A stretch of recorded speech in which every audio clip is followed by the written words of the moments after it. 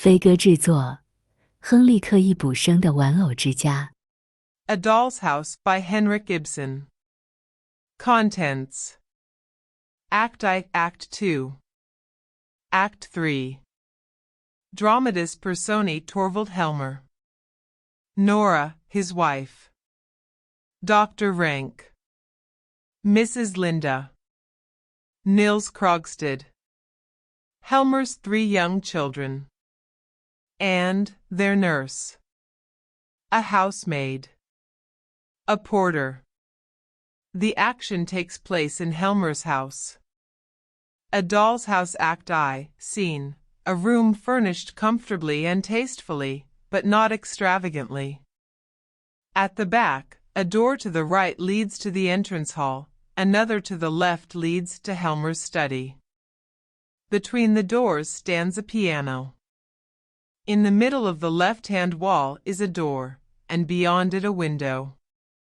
Near the window are a round table, armchairs, and a small sofa. In the right-hand wall, at the farther end, another door, and on the same side, nearer the footlights, a stove, 2 easy chairs and a rocking chair. Between the stove and the door, a small table. Engravings on the walls, a cabinet with china and other small objects, a small bookcase with well-bound books. The floors are carpeted, and a fire burns in the stove. It is winter. A bell rings in the hall. Shortly afterwards the door is heard to open. Enter Nora, humming a tune and in high spirits. She is in outdoor dress and carries a number of parcels. These she lays on the table to the right. She leaves the outer door open after her, and through it is seen a porter who is carrying a Christmas tree and a basket, which he gives to the maid who has opened the door. Nora. Hide the Christmas tree carefully, Helen. Be sure the children do not see it until this evening, when it is dressed. To the porter, taking out her purse. How much? Porter. 6 pence. Nora. There is a shilling. No, keep the change. The porter thanks her and goes out. Nora shuts the door. She is laughing to herself as she takes off her hat and coat.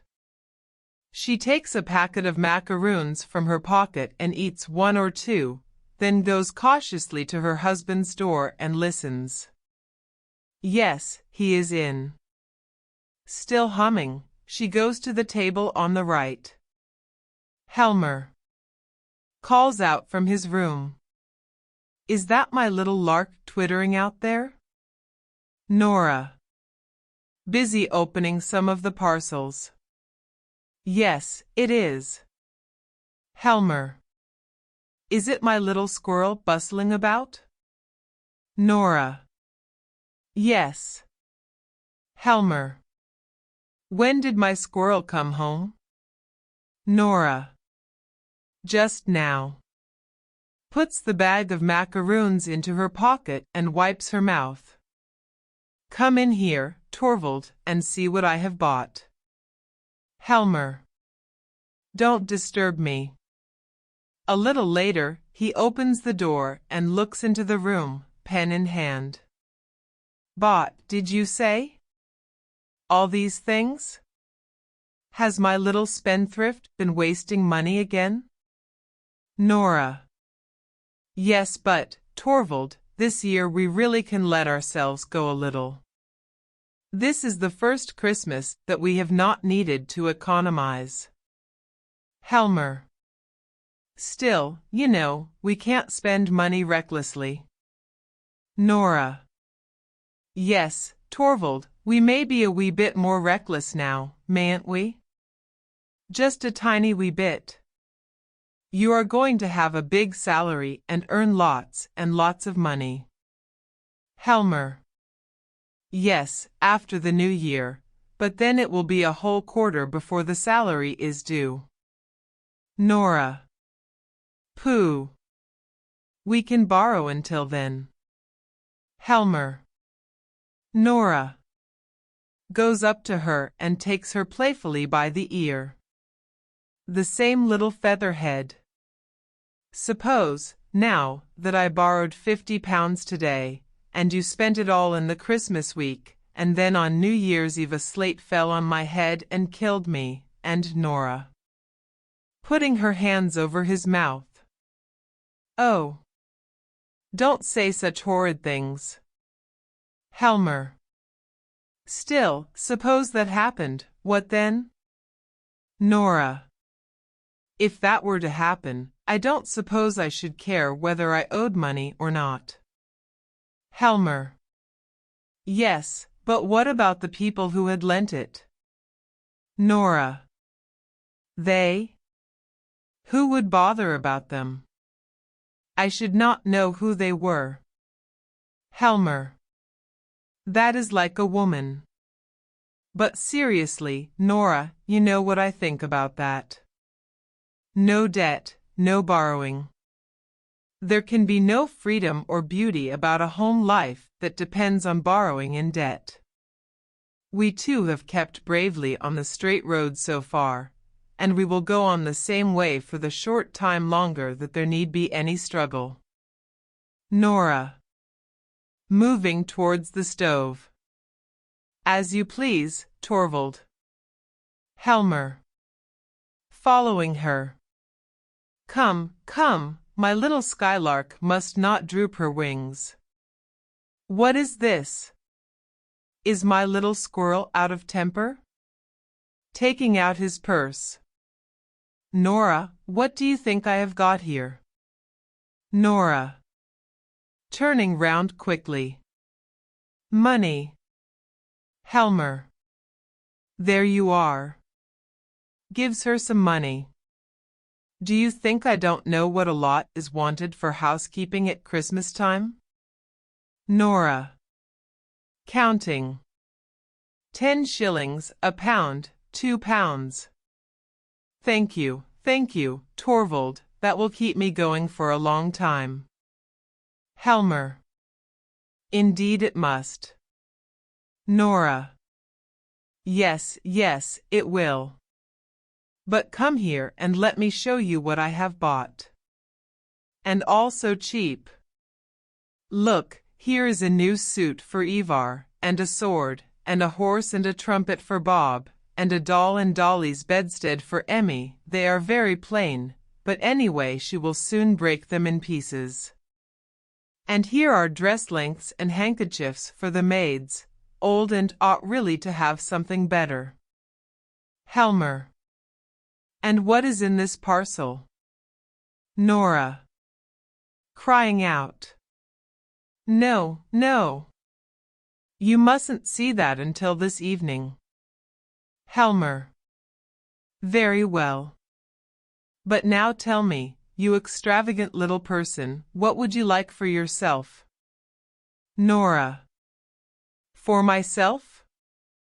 Oh, I am sure I don't want anything. Helmer. Yes, but you must. Tell me something reasonable that you would particularly like to have. Nora. No, I really can't think of anything, unless, Torvald, Helmer. Well? Nora. Playing with his coat buttons, and without raising her eyes to his. If you really want to give me something, you might, Helmer. Well, out with it. Nora. Speaking quickly. You might give me money, Torvald. Only just as much as you can afford, and then one of these days I will buy something with it. Helmer. But, Nora. Oh, do. Dear Torvald, please do. Then I will wrap it up in beautiful gilt paper and hang it on the Christmas tree. Wouldn't that be fun? Helmer. What are little people called that are always wasting money? Nora. Spendthrifts, I know. Let us do as you suggest, Torvald, and then I shall have time to think what I am most in want of. That is a very sensible plan, isn't it? Helmer. Smiling. Indeed it is, that is to say, if you were really to save out of the money I give you, and then really buy something for yourself. But if you spend it all on the housekeeping and any number of unnecessary things, then I merely have to pay up again. Nora. Oh but, Torvald Helmer. You can't deny it, my dear little Nora. Puts his arm round her waist. It's a sweet little spendthrift, but she uses up a deal of money. One would hardly believe how expensive such little persons are. Nora. It's a shame to say that. I do really save all I can. Helmer. Laughing. That's very true, all you can. But you can't save anything. Nora.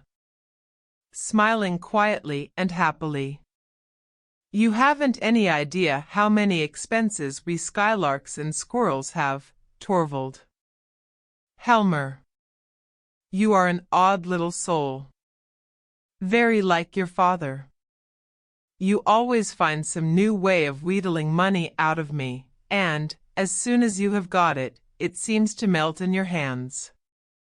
You never know where it has gone.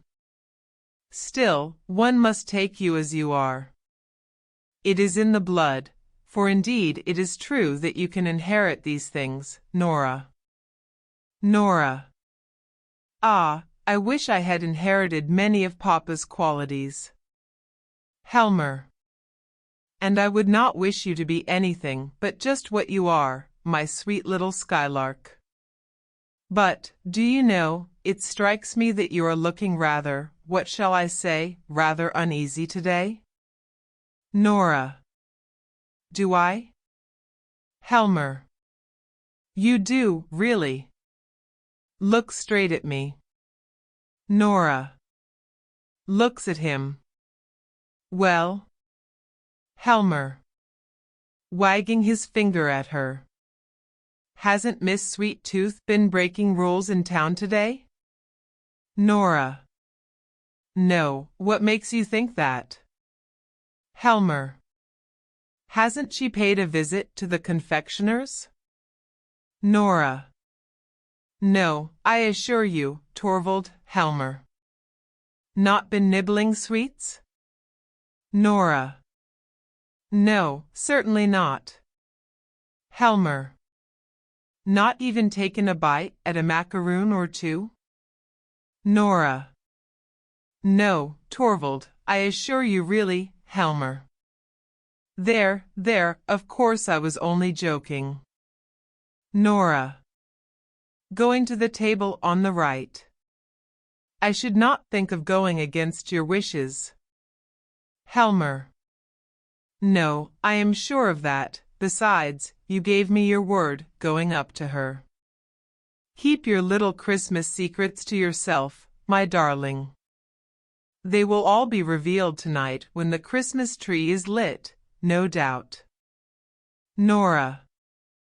Did you remember to invite Dr. Rank? Helmer. No. But there is no need. As a matter of course he will come to dinner with us. However, I will ask him when he comes in this morning. I have ordered some good wine. Nora, you can't think how I am looking forward to this evening. Nora. So am I. And how the children will enjoy themselves, Torvald. Helmer. It is splendid to feel that one has a perfectly safe appointment, and a big enough income. It's delightful to think of, isn't it? Nora. It's wonderful. Helmer. Do you remember last Christmas? For a full 3 weeks beforehand you shut yourself up every evening until long after midnight, making ornaments for the Christmas tree, and all the other fine things that were to be a surprise to us. It was the dullest 3 weeks I ever spent. Nora. I didn't find it dull. Helmer. Smiling. But there was precious little result, Nora. Nora. Oh, you shouldn't tease me about that again. How could I help the cats going in and tearing everything to pieces? Helmer. Of course you couldn't, poor little girl. You had the best of intentions to please us all, and that's the main thing. But it is a good thing that our hard times are over. Nora. Yes, it is really wonderful. Helmer.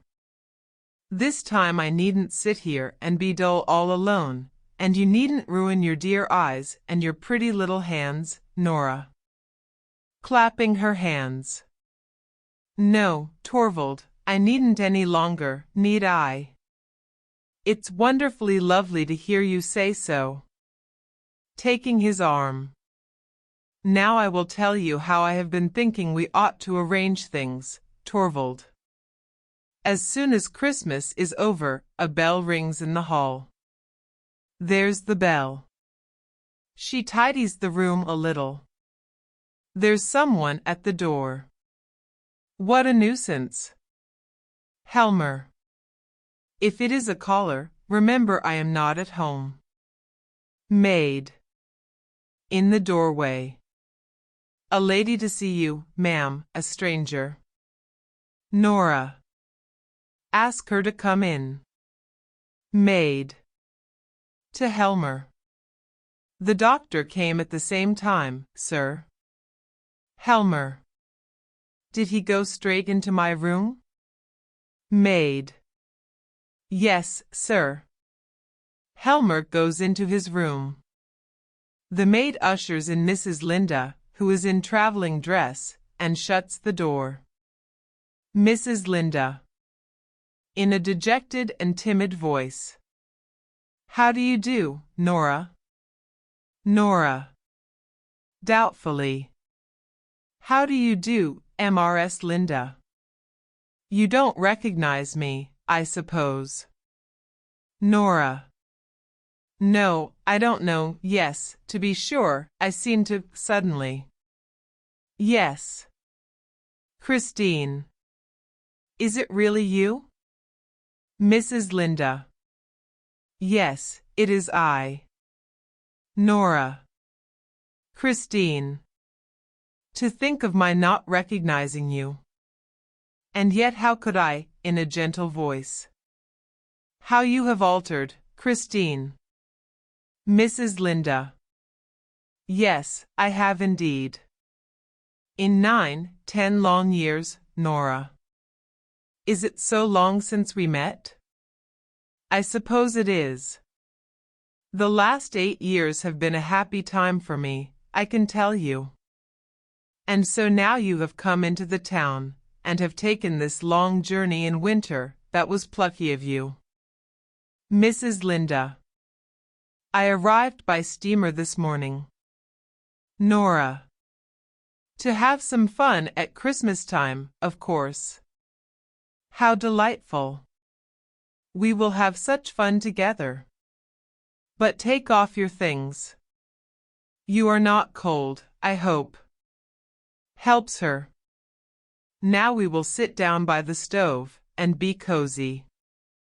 No, take this armchair, I will sit here in the rocking chair. Takes her hands. Now you look like your old self again. It was only the first moment. You are a little paler, Christine, and perhaps a little thinner. Mrs. Linda. And much, much older, Nora. Nora. Perhaps a little older, very, very little, certainly not much. Stops suddenly and speaks seriously. What a thoughtless creature I am, chattering away like this. My poor, dear Christine, do forgive me. Mrs. Linda. What do you mean, Nora? Nora. Gently. Poor Christine, you are a widow. Mrs. Linda. Yes, it is 3 years ago now. Nora. Yes, I knew. I saw it in the papers. I assure you, Christine, I meant ever so often to write to you at the time, but I always put it off and something always prevented me. Mrs. Linda. I quite understand, dear. Nora. It was very bad of me, Christine. Poor thing, how you must have suffered. And he left you nothing? Mrs. Linda. No. Nora. And no children? Mrs. Linda. No. Nora. Nothing at all, then. Mrs. Linda. Not even any sorrow or grief to live upon. Nora. Looking incredulously at her. But, Christine, is that possible? Mrs. Linda. Smiles sadly and strokes her hair. It sometimes happens, Nora. Nora. So you are quite alone. How dreadfully sad that must be. I have 3 lovely children. You can't see them just now, for they are out with their nurse.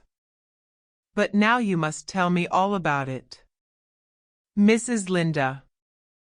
No, no, I want to hear about you. Nora. No, you must begin. I mustn't be selfish today. Today I must only think of your affairs. But there is one thing I must tell you. Do you know we have just had a great piece of good luck? Mrs. Linda. No, what is it? Nora. Just fancy, my husband has been made manager of the bank. Mrs. Linda. Your husband? What good luck! Nora. Yes, tremendous. A barrister's profession is such an uncertain thing, especially if you won't undertake unsavory cases, and naturally Torvald has never been willing to do that, and I quite agree with him. You may imagine how pleased we are. He is to take up his work in the bank at the new year, and then he will have a big salary and lots of commissions. For the future we can live quite differently, we can do just as we like. I feel so relieved and so happy, Christine.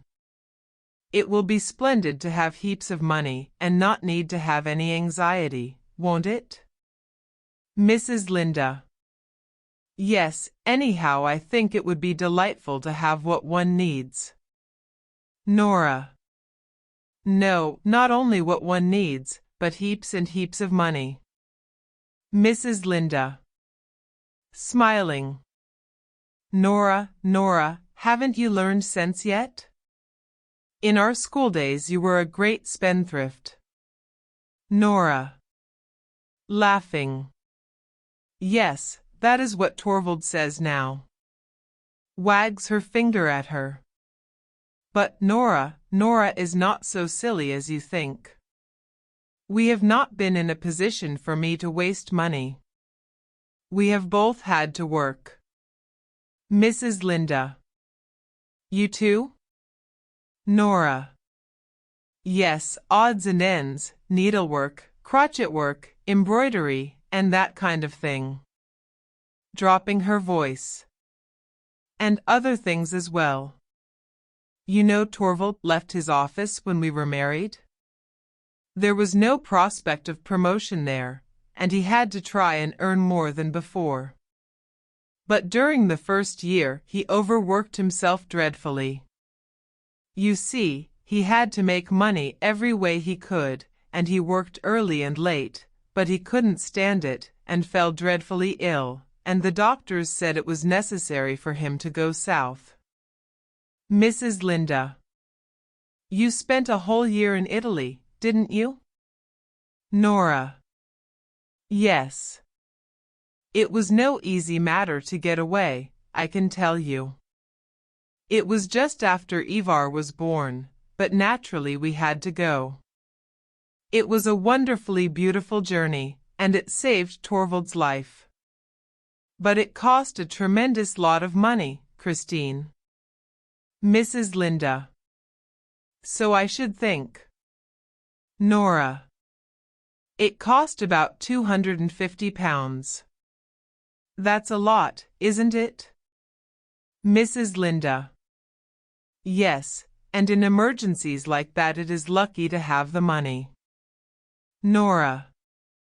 I ought to tell you that we had it from Papa. Mrs. Linda. Oh, I see. It was just about that time that he died, wasn't it? Nora. Yes, and, just think of it, I couldn't go and nurse him.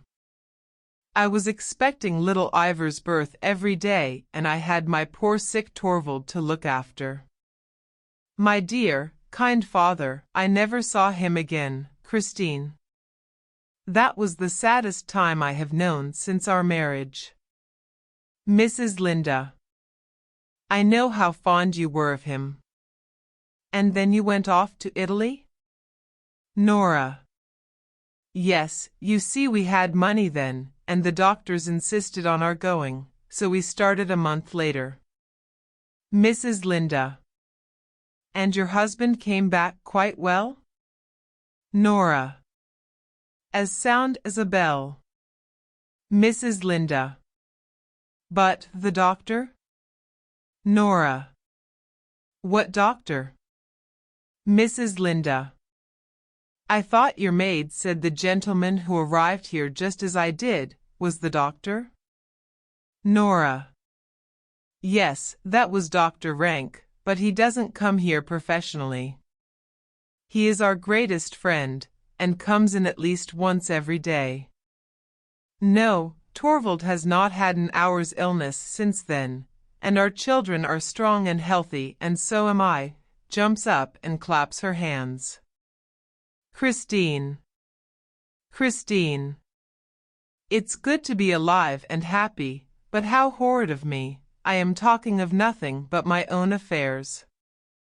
Sits on a stool near her, and rests her arms on her knees. You mustn't be angry with me. Tell me, is it really true that you did not love your husband? Why did you marry him? Mrs. Linda. My mother was alive then, and was bedridden and helpless, and I had to provide for my two younger brothers, so I did not think I was justified in refusing his offer. Nora. No, perhaps you were quite right. He was rich at that time, then? Mrs. Linda. I believe he was quite well off. But his business was a precarious one, and, when he died, it all went to pieces and there was nothing left. Nora. And then, Mrs. Linda. Well, I had to turn my hand to anything I could find, first a small shop, then a small school, and so on. The last 3 years have seemed like one long working day, with no rest. Now it is at an end, Nora. My poor mother needs me no more, for she is gone, and the boys do not need me either. They have got situations and can shift for themselves. Nora. What a relief you must feel, if Mrs. Linda. No, indeed, I only feel my life unspeakably empty. No one to live for any more. Gets up restlessly. That was why I could not stand the life in my little backwater any longer. I hope it may be easier here to find something which will busy me and occupy my thoughts. If only I could have the good luck to get some regular work, office work of some kind, Nora. But, Christine, that is so frightfully tiring, and you look tired out now. You had far better go away to some watering place. Mrs. Linda. Walking to the window. I have no father to give me money for a journey, Nora. Nora. Rising. Oh, don't be angry with me. Mrs. Linda. Going up to her. It is you that must not be angry with me, dear. The worst of a position like mine is that it makes one so bitter. No one to work for, and yet obliged to be always on the lookout for chances. One must live, and so one becomes selfish. When you told me of the happy turn your fortunes have taken, you will hardly believe it. I was delighted not so much on your account as on my own. Nora. How do you mean? Oh, I understand. You mean that perhaps Torvald could get you something to do. Mrs. Linda. Yes, that was what I was thinking of. Nora. He must, Christine. Just leave it to me. I will broach the subject very cleverly. I will think of something that will please him very much. It will make me so happy to be of some use to you. Mrs. Linda. How kind you are, Nora, to be so anxious to help me. It is doubly kind in you, for you know so little of the burdens and troubles of life. Nora. I know so little of them? Mrs. Linda. Smiling. My dear. Small household cares and that sort of thing. You are a child, Nora. Nora. Tosses her head and crosses the stage. You ought not to be so superior. Mrs. Linda. No. Nora. You are just like the others. They all think that I am incapable of anything really serious, Mrs. Linda. Come, Nora. That I have gone through nothing in this world of cares. Mrs. Linda. But, my dear Nora, you have just told me all your troubles. Nora. Pooh, those were trifles. Lowering her voice. I have not told you the important thing.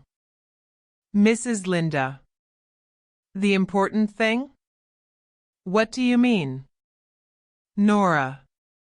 You look down upon me altogether, Christine, but you ought not to. You are proud, aren't you, of having worked so hard and so long for your mother? Mrs. Linda. Indeed, I don't look down on anyone. But it is true that I am both proud and glad to think that I was privileged to make the end of my mother's life almost free from care. Nora. And you are proud to think of what you have done for your brothers? Mrs. Linda. I think I have the right to be. Nora. I think so, too. But now, listen to this. I too have something to be proud and glad of. Mrs. Linda. I have no doubt you have. But what do you refer to? Nora. Speak low. Suppose Torvald were to hear. He mustn't on any account. No one in the world must know, Christine, except you. Mrs. Linda. But what is it? Nora. Come here. Pulls her down on the sofa beside her. Now I will show you that I too have something to be proud and glad of. It was I who saved Torvald's life. Mrs. Linda. Saved? How? Nora. I told you about our trip to Italy. Torvald would never have recovered if he had not gone there, Mrs. Linda. Yes, but your father gave you the necessary funds. Nora. Smiling. Yes, that is what Torvald and all the others think, but, Mrs. Linda. But, Nora. Papa didn't give us a shilling. It was I who procured the money. Mrs. Linda. You? All that large sum? Nora. 250 pounds. What do you think of that? Mrs. Linda. But, Nora, how could you possibly do it? Did you win a prize in the lottery? Nora. Contemptuously. In the lottery? There would have been no credit in that. Mrs. Linda. But where did you get it from, then? Nora, humming and smiling with an air of mystery. H.M. Aha. Mrs. Linda. Because you couldn't have borrowed it. Nora. Couldn't I? Why not? Mrs. Linda. No, a wife cannot borrow without her husband's consent. Nora. Tossing her head. Oh, if it is a wife who has any head for business, a wife who has the wit to be a little bit clever, Mrs. Linda. I don't understand it at all, Nora. Nora. There is no need you should. I never said I had borrowed the money. I may have got it some other way. Lies back on the sofa. Perhaps I got it from some other admirer. When anyone is as attractive as I am, Mrs. Linda. You are a mad creature. Nora. Now, you know you're full of curiosity, Christine. Mrs. Linda. Listen to me, Nora dear. Haven't you been a little bit imprudent? Nora. Sits up straight. Is it imprudent to save your husband's life? Mrs. Linda. It seems to me imprudent, without his knowledge, to Nora. But it was absolutely necessary that he should not know. My goodness, can't you understand that? It was necessary he should have no idea what a dangerous condition he was in. It was to me that the doctors came and said that his life was in danger, and that the only thing to save him was to live in the South. Do you suppose I didn't try, first of all, to get what I wanted as if it were for myself? I told him how much I should love to travel abroad like other young wives. I tried tears and entreaties with him. I told him that he ought to remember the condition I was in, and that he ought to be kind and indulgent to me. I even hinted that he might raise a loan. That nearly made him angry, Christine. He said I was thoughtless, and that it was his duty as my husband not to indulge me in my whims and caprices, as I believe he called them. Very well, I thought, you must be saved, and that was how I came to devise a way out of the difficulty, Mrs. Linda. And did your husband never get to know from your father that the money had not come from him? Nora. No, never. Papa died just at that time. I had meant to let him into the secret and beg him never to reveal it. But he was so ill then, alas, there never was any need to tell him. Mrs. Linda. And since then have you never told your secret to your husband? Nora. Good heavens, no. How could you think so? A man who has such strong opinions about these things. And besides, how painful and humiliating it would be for Torvald, with his manly independence, to know that he owed me anything. It would upset our mutual relations altogether. Our beautiful happy home would no longer be what it is now. Mrs. Linda. Do you mean never to tell him about it? Nora. Meditatively, and with a half-smile. Yes, someday, perhaps, after many years, when I am no longer as nice-looking as I am now. Don't laugh at me. I mean, of course, when Torvald is no longer as devoted to me as he is now, when my dancing and dressing up and reciting have palled on him, then it may be a good thing to have something in reserve, breaking off. What nonsense! That time will never come. Now, what do you think of my great secret, Christine? Do you still think I am of no use? I can tell you, too, that this affair has caused me a lot of worry. It has been by no means easy for me to meet my engagements punctually. I may tell you that there is something that is called, in business, quarterly interest, and another thing called payment in installments, and it is always so dreadfully difficult to manage them. I have had to save a little here and there, where I could, you understand. I have not been able to put aside much from my housekeeping money, for Torvald must have a good table. I couldn't let my children be shabbily dressed. I have felt obliged to use up all he gave me for them, the sweet little darlings. Mrs. Linda. So it has all had to come out of your own necessaries of life, poor Nora? Nora. Of course. Besides, I was the one responsible for it. Whenever Torvald has given me money for new dresses and such things, I have never spent more than half of it. I have always bought the simplest and cheapest things. Thank heaven, any clothes look well on me, and so Torvald has never noticed it. But it was often very hard on me, Christine, because it is delightful to be really well dressed, isn't it? Mrs. Linda. Quite so. Nora. Well, then I have found other ways of earning money.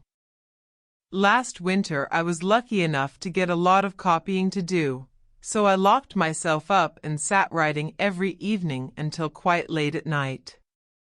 Many a time I was desperately tired, but all the same it was a tremendous pleasure to sit there working and earning money. It was like being a man. Mrs. Linda. How much have you been able to pay off in that way? Nora. I can't tell you exactly. You see, it is very difficult to keep an account of a business matter of that kind.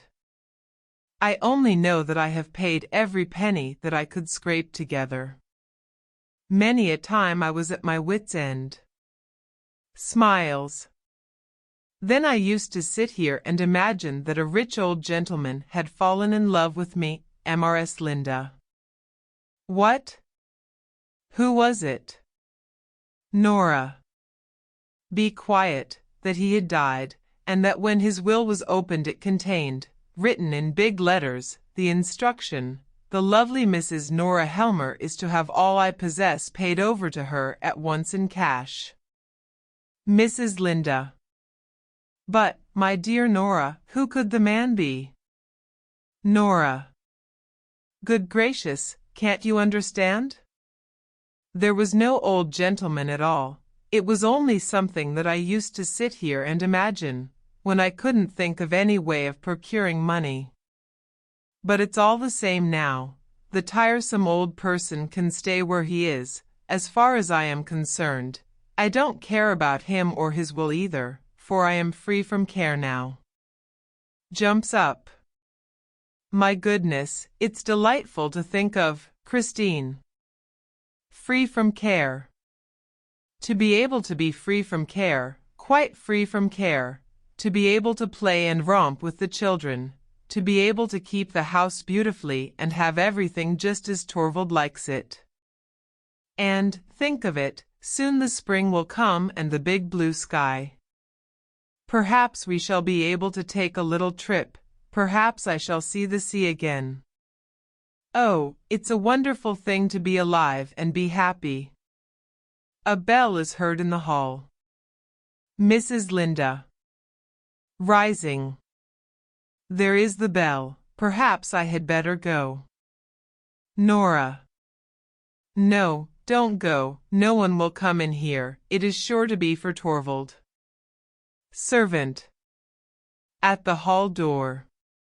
Excuse me, ma'am, there is a gentleman to see the master, and as the doctor is with him, Nora.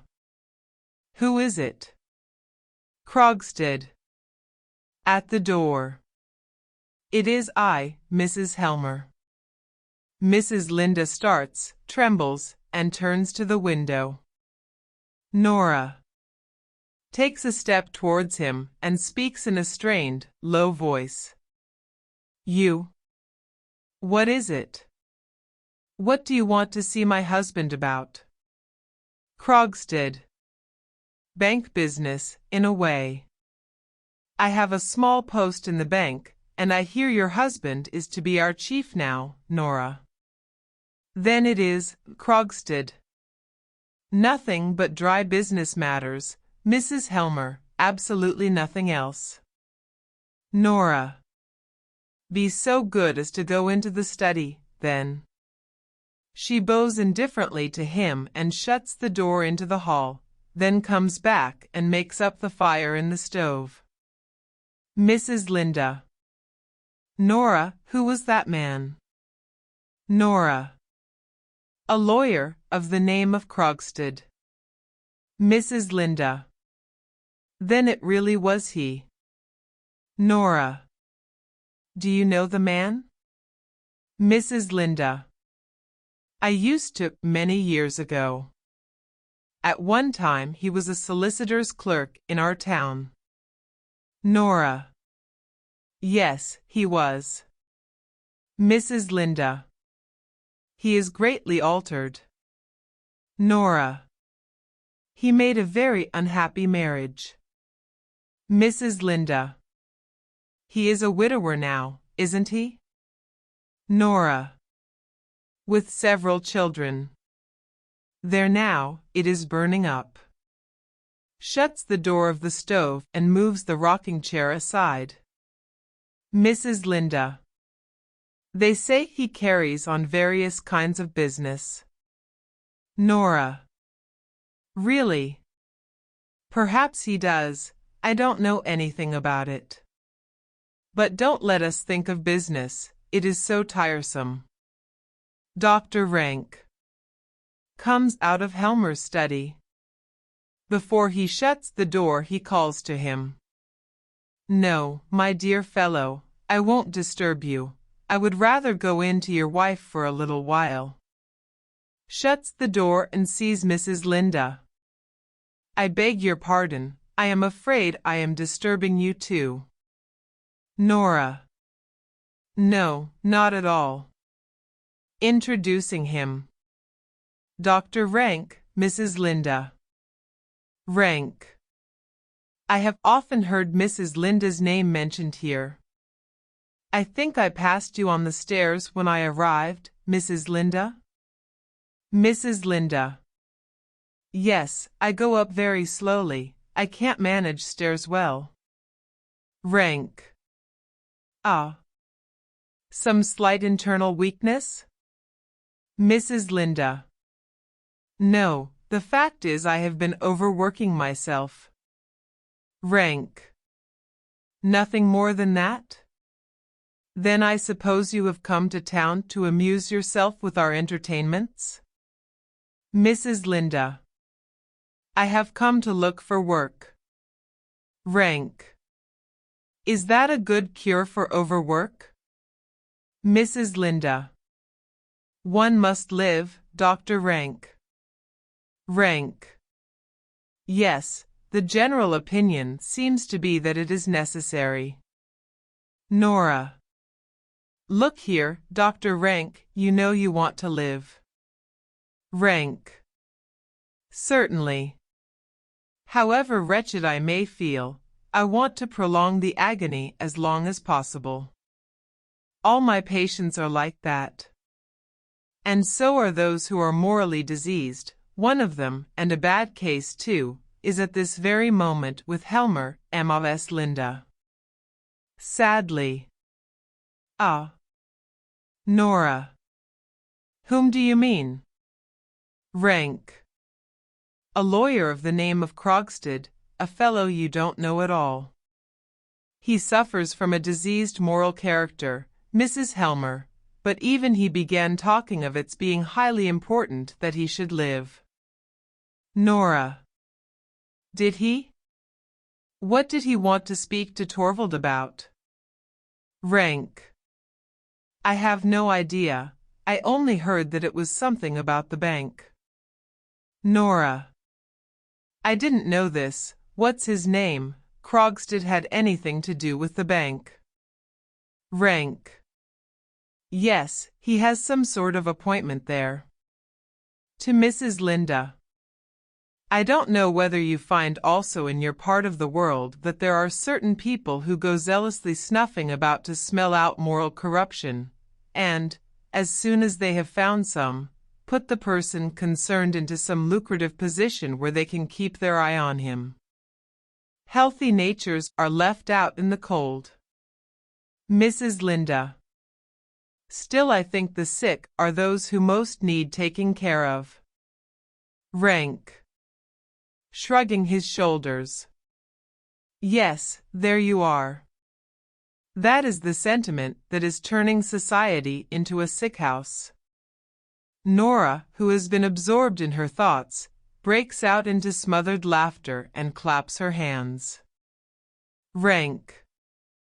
Why do you laugh at that? Have you any notion what society really is? Nora. What do I care about tiresome society? I am laughing at something quite different, something extremely amusing. Tell me, Dr. Rank, are all the people who are employed in the bank dependent on Torvald now? Rank. Is that what you find so extremely amusing? Nora. Smiling and humming. That's my affair. Walking about the room. It's perfectly glorious to think that Torvald has so much power over so many people. Takes the packet from her pocket. Dr. Rank, what do you say to a macaroon? Rank. What, macaroons? I thought they were forbidden here. Nora. Yes, but these are some Christine gave me. Mrs. Linda. What? Nora. Oh, well, don't be alarmed. You couldn't know that Torvald had forbidden them. I must tell you that he is afraid they will spoil my teeth. But, once in a way, that's so, isn't it, Dr. Rank? By your leave. Puts a macaroon into his mouth. You must have one too, Christine. And I shall have one, just a little one, or at most two. Walking about. I am tremendously happy. There is just one thing in the world now that I should dearly love to do. Rank. Well, what is that? Nora. It's something I should dearly love to say, if Torvald could hear me. Rank. Well, why can't you say it? Nora. No, I daren't, it's so shocking. Mrs. Linda. Shocking? Rank. Well, I should not advise you to say it. Still, with us you might. What is it you would so much like to say if Torvald could hear you? Nora. I should just love to say, well, I'm damned. Rank. Are you mad? Mrs. Linda. Nora, dear. Rank. Say it, here he is. Nora. Hiding the packet. Hush. Hush. Hush. Helmer comes out of his room, with his coat over his arm and his hat in his hand. Nora. Well, Torvald dear, have you got rid of him? Helmer. Yes, he has just gone. Nora. Let me introduce you. This is Christine, who has come to town. Helmer. Christine? Excuse me, but I don't know Nora. Mrs. Linda, dear, Christine Linda. Helmer. Of course. A school friend of my wife's, I presume? Mrs. Linda. Yes, we have known each other since then. Nora. And just think, she has taken a long journey in order to see you. Helmer. What do you mean? Mrs. Linda. No, really, Nora. Christine is tremendously clever at bookkeeping, and she is frightfully anxious to work under some clever man, so as to perfect herself, Helmer. Very sensible, Mrs. Linda. Nora. And when she heard you had been appointed manager of the bank, the news was telegraphed, you know, she travelled here as quick as she could. Torvald, I am sure you will be able to do something for Christine, for my sake, won't you? Helmer. Well, it is not altogether impossible. I presume you are a widow, Mrs. Linda? Mrs. Linda. Yes. Helmer. And have had some experience of bookkeeping? Mrs. Linda. Yes, a fair amount. Helmer.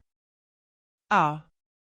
Well, it's very likely I may be able to find something for you, Nora.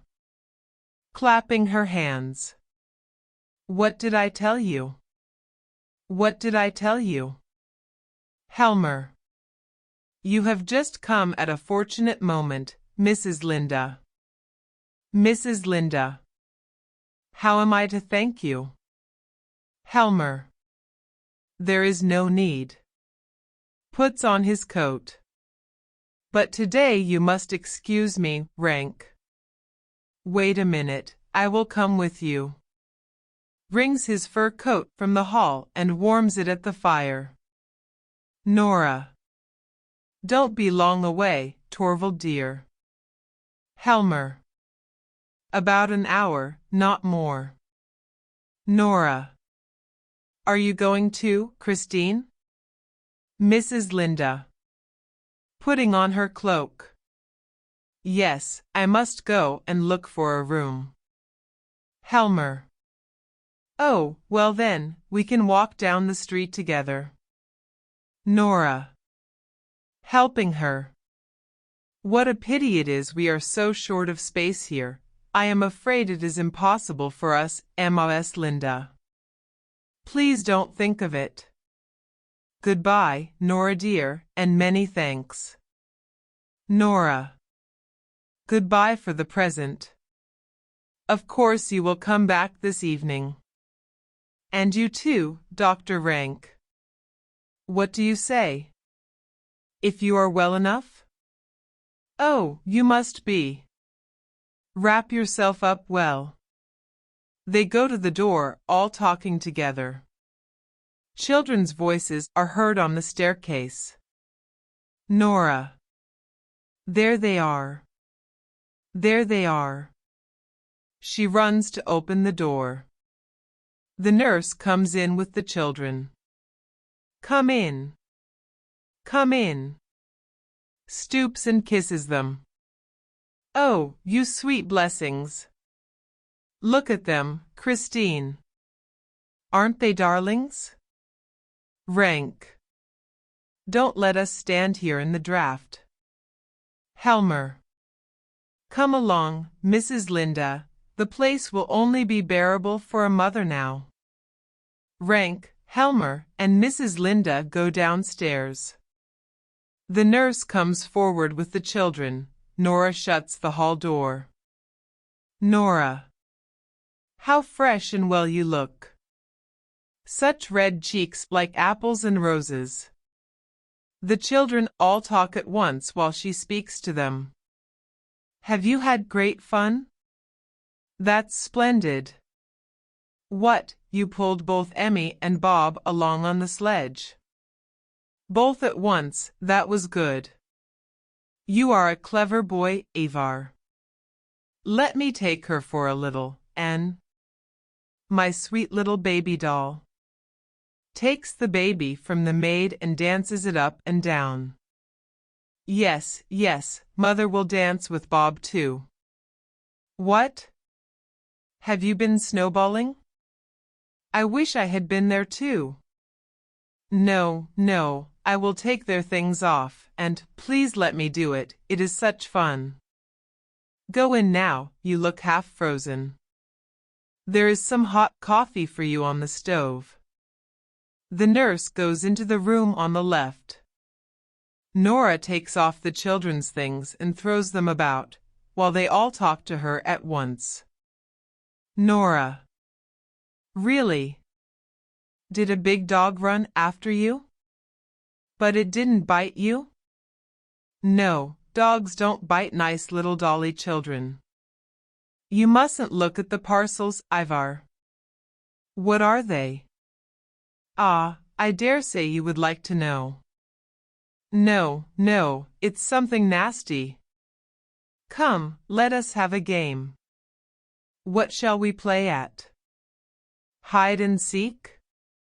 Yes, we'll play hide and seek. Bob shall hide first. Must I hide? Very well, I'll hide first. She and the children laugh and shout, and romp in and out of the room. At last Nora hides under the table. The children rush in and out for her, but do not see her. They hear her smothered laughter, run to the table, lift up the cloth and find her. Shouts of laughter. She crawls forward and pretends to frighten them. Fresh laughter. Meanwhile there has been a knock at the hall door, but none of them has noticed it. The door is half opened, and Krogstad appears. He waits a little. The game goes on. Krogstad. Excuse me, Mrs. Helmer. Nora. With a stifled cry, turns round and gets up onto her knees. Ah. What do you want? Krogstad. Excuse me, the outer door was ajar. I suppose someone forgot to shut it. Nora. Rising. My husband is out, Mr. Krogstad. Krogstad. I know that. Nora. What do you want here, then? Krogstad. A word with you. Nora. With me, to the children, gently. Go in to nurse. What? No, the strange man won't do Mother any harm. When he is gone we will have another game. She takes the children into the room on the left, and shuts the door after them. You want to speak to me? Krogstad. Yes, I do. Nora. Today? It is not the 1st of the month yet. Krogstad. No, it is Christmas Eve, and it will depend on yourself what sort of a Christmas you will spend. Nora. What do you mean? Today it is absolutely impossible for me, Krogstad. We won't talk about that until later on. This is something different. I presume you can give me a moment? Nora. Yes, yes, I can, although, Krogstad. Good. I was in Olsen's restaurant and saw your husband going down the street, Nora. Yes? Krogstad. With a lady. Nora. What then? Krogstad. May I make so bold as to ask if it was a Mrs. Linda? Nora. It was. Krogstad. Just arrived in town? Nora. Yes, today. Krogstad. She is a great friend of yours, isn't she? Nora. She is. But I don't see, Krogstad. I knew her too, once upon a time. Nora. I am aware of that. Krogstad. Are you? So you know all about it, I thought as much. Then I can ask you, without beating about the bush, is Mrs. Linda to have an appointment in the bank? Nora. What right have you to question me, Mr. Krogstad, you, one of my husband's subordinates? But since you ask, you shall know. Yes, Mrs. Linda is to have an appointment. And it was I who pleaded her cause, Mr. Krogstad, let me tell you that. Krogstad. I was right in what I thought, then. Nora. Walking up and down the stage.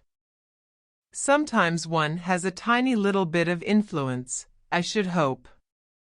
Because one is a woman, it does not necessarily follow that. When anyone is in a subordinate position, Mr. Krogstad, they should really be careful to avoid offending anyone who Krogstad. Who has influence?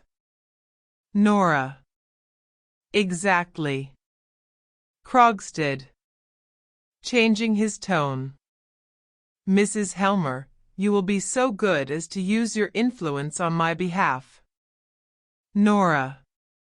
What? What do you mean? Krogstad.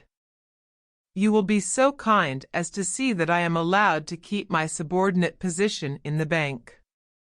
Nora. What do you mean by that? Who proposes to take your post away from you?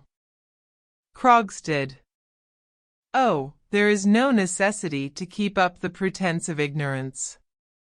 I can quite understand that your friend is not very anxious to expose herself to the chance of rubbing shoulders with me, and I quite understand, too, whom I have to thank for being turned off. Nora. But I assure you, Krogstad. Very likely, but, to come to the point, the time has come when I should advise you to use your influence to prevent that. Nora. But, Mr. Krogstad, I have no influence. Krogstad. Haven't you? I thought you said yourself just now, Nora. Naturally, I did not mean you to put that construction on it. What should make you think I have any influence of that kind with my husband? Krogstad. Oh, I have known your husband from our student days.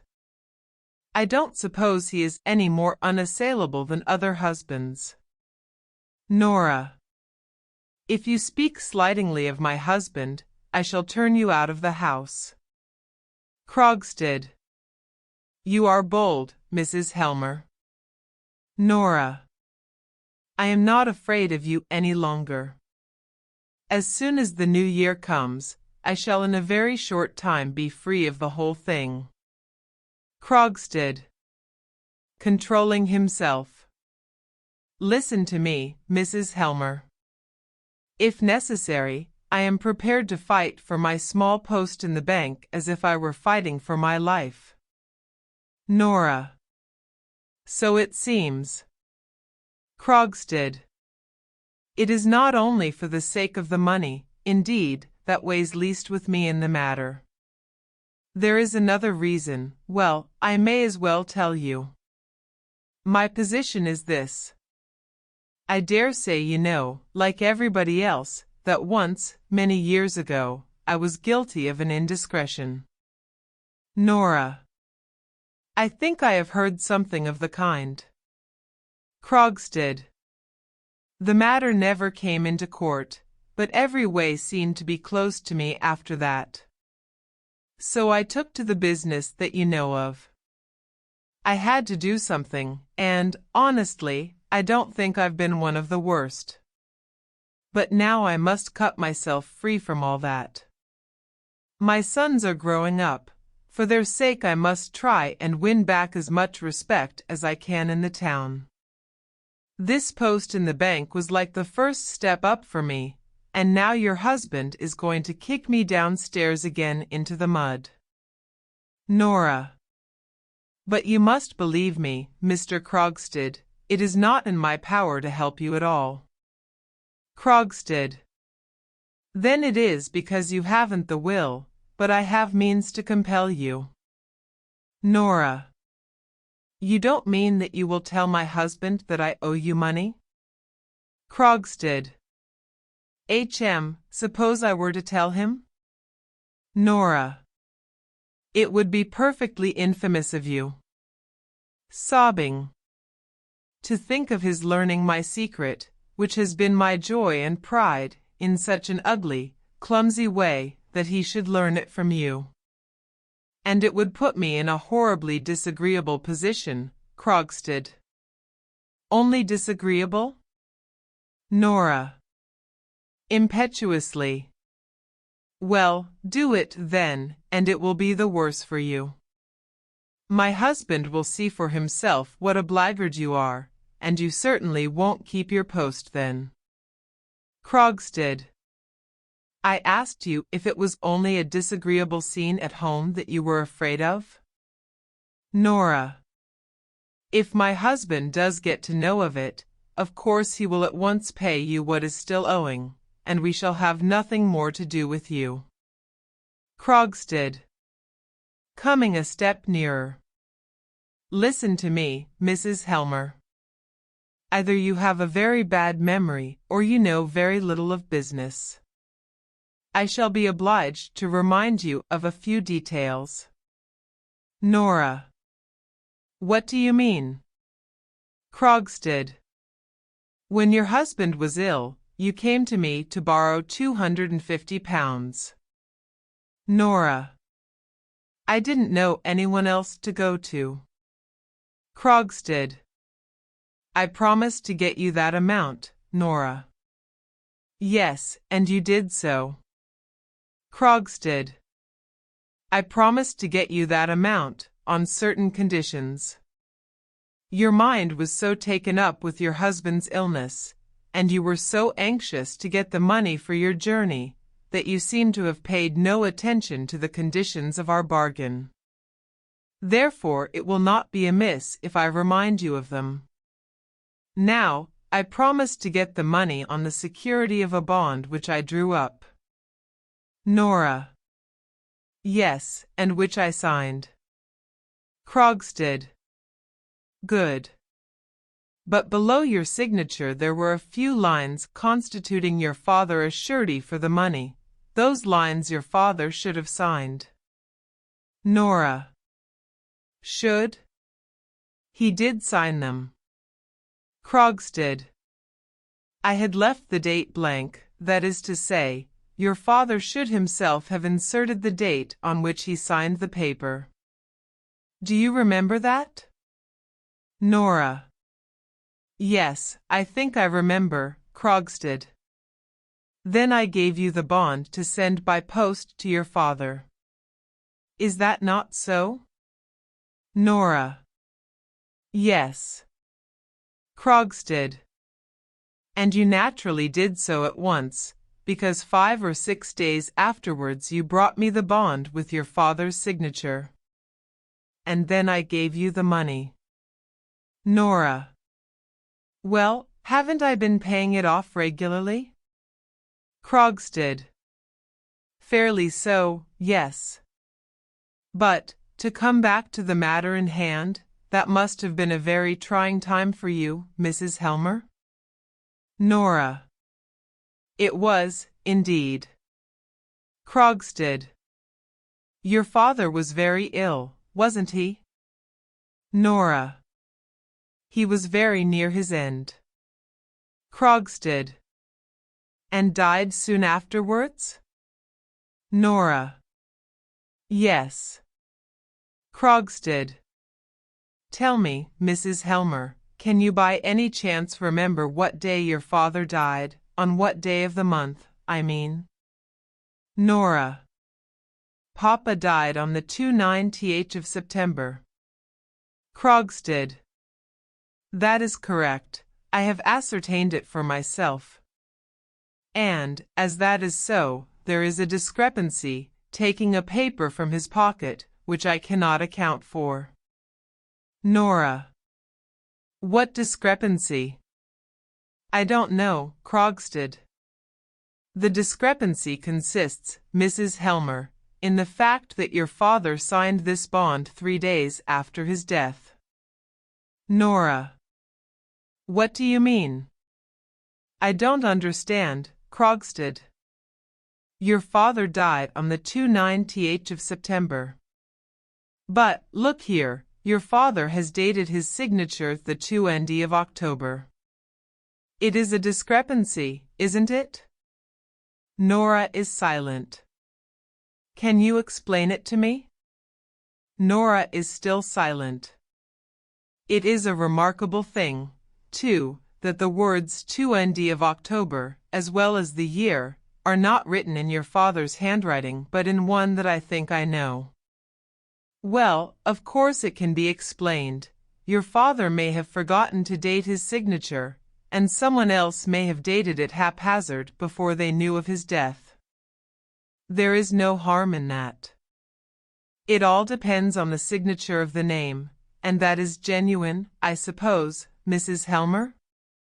It was your father himself who signed his name here. Nora, after a short pause, throws her head up and looks defiantly at him. No, it was not. It was I that wrote Papa's name. Krogstad. Are you aware that is a dangerous confession? Nora. In what way? You shall have your money soon. Krogstad. Let me ask you a question. Why did you not send the paper to your father? Nora. It was impossible. Papa was so ill. If I had asked him for his signature, I should have had to tell him what the money was to be used for, and when he was so ill himself I couldn't tell him that my husband's life was in danger. It was impossible. Krogstad. It would have been better for you if you had given up your trip abroad. Nora. No, that was impossible. That trip was to save my husband's life. I couldn't give that up. Krogstad. But did it never occur to you that you were committing a fraud on me? Nora. I couldn't take that into account. I didn't trouble myself about you at all. I couldn't bear you, because you put so many heartless difficulties in my way, although you knew what a dangerous condition my husband was in. Krogstad. Mrs. Helmer, you evidently do not realize clearly what it is that you have been guilty of. But I can assure you that my one false step, which lost me all my reputation, was nothing more or nothing worse than what you have done. Nora. You. Do you ask me to believe that you were brave enough to run a risk to save your wife's life? Krogstad. The law cares nothing about motives. Nora. Then it must be a very foolish law. Krogstad. Foolish or not, it is the law by which you will be judged, if I produce this paper in court. Nora. Walking up and down. A man can put a thing like that straight much easier than a woman, Miss Linda. One's husband, yes. Nora. Nonsense. Standing still. When you pay off a debt you get your bond back, don't you? Mrs. Linda. Yes, as a matter of course.